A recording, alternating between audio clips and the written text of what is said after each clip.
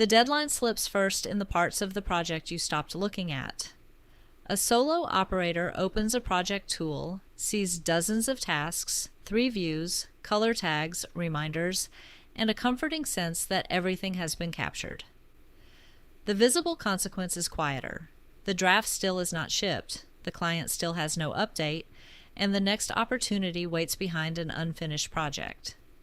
The practical question is, what must be true by Friday for this project to still be real?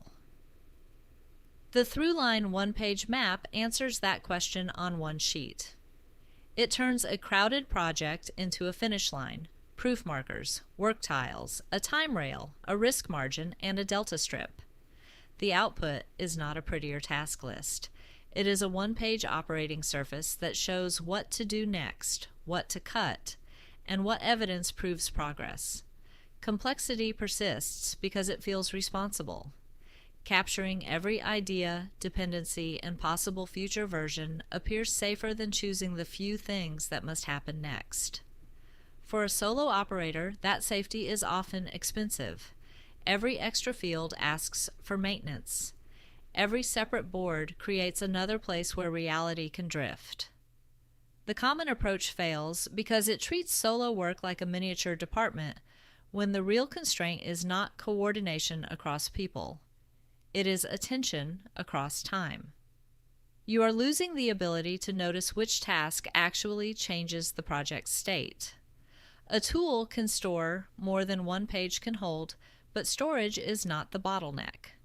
The bottleneck is deciding what proof would make the project visibly closer to done, then protecting enough time to produce it. The Throughline one-page map works by refusing to separate planning from execution. The top of the page holds the finish line, the smallest completed outcome that would make the project worth closing. Beneath it sit proof markers, the observable signs that the finish line is becoming real. The center holds work tiles, each small enough to produce one proof marker. The side holds a time rail, showing when tiles can actually happen. A narrow risk margin reserves space for uncertainty, cuts, and waiting. The bottom delta strip records what the map got wrong. This framework controls 4 decisions: what counts as done, what deserves time, what must be removed, and what changes on the next similar project. It applies when one person can decide scope and sequence. It does not replace contracts, compliance records, or a team's shared operating system. The first operating rule is to define the finish line as a closing condition, not an aspiration. A closing condition is visible from the outside. A draft sent, a page published, a proposal delivered, a prototype tested by one real user. Use this rule when the project is large enough to drift, but small enough for you to shape. Do not use it for open exploration, where the purpose is to discover options rather than close one outcome. The rule works because it converts effort into a boundary. If the finish line says, "Improve the offer," almost any task can hide inside it. If it says, "Publish a checkout-ready offer page with one tested payment path," weak tasks become easier to reject. The decision changes from "what could I work on" to "what condition would allow me to stop." The second rule is the tile threshold. No tile without proof, no proof without a time box. Each work tile should create inspectable proof in 90 minutes or less. That number is a practical default, not a law. If your work naturally happens in longer, uninterrupted blocks, adjust it, but keep the principle. A tile must end with something you can see, send, test, or delete. The trade-off is uncomfortable. Splitting work this small can make strategic thinking feel fragmented. The failure condition is turning the map into tiny chores that no longer change the project. A midpoint self-audit prevents that. Cover the work tiles and look only at the finish line, proof markers, time rail, and risk margin. If the next 3 proofs are not obvious, the page is still a task list wearing a better outfit. A solo maker wants to launch a paid digital template in 2 weeks, with 10 usable work hours each week and no assistant. The first decision is scope. The finish line becomes a live sales page, a working checkout path, the template file, and one short customer email sequence. Custom onboarding is moved outside the risk margin because it would create support work before the core offer exists. The proof markers are concrete: page published, payment tested, file delivered to a test account, emails queued. The maker converts the project into 90-minute tiles and places them on the time rail around existing client work. On the first review, one tile is missed because screenshots took longer than expected. The Delta strip records that visual assets need a separate prep tile next time. The result is not a perfect launch plan. It is a visible trade: smaller offer, cleaner proof, fewer hidden tasks. Prioritizing inside this system is not a personality test about urgency. The third rule is to protect the proof chain. Ask, what must be true by Friday for this project to still be real?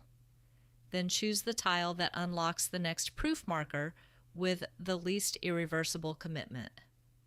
This matters because solo operators often confuse visible effort with project movement. Designing a banner may feel productive, but if the payment path is untested, the project is still structurally uncertain. The rule fails when every decision has high consequences or depends on another person's approval. Then the map should highlight the dependency instead of pretending you can force progress alone.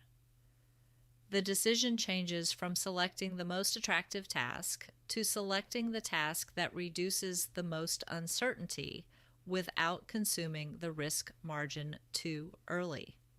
A consultant is organizing a paid webinar with 5 working days available, a half-built deck, and a guest who has not confirmed. The first map is too broad: promotion, slides, registration, follow-up.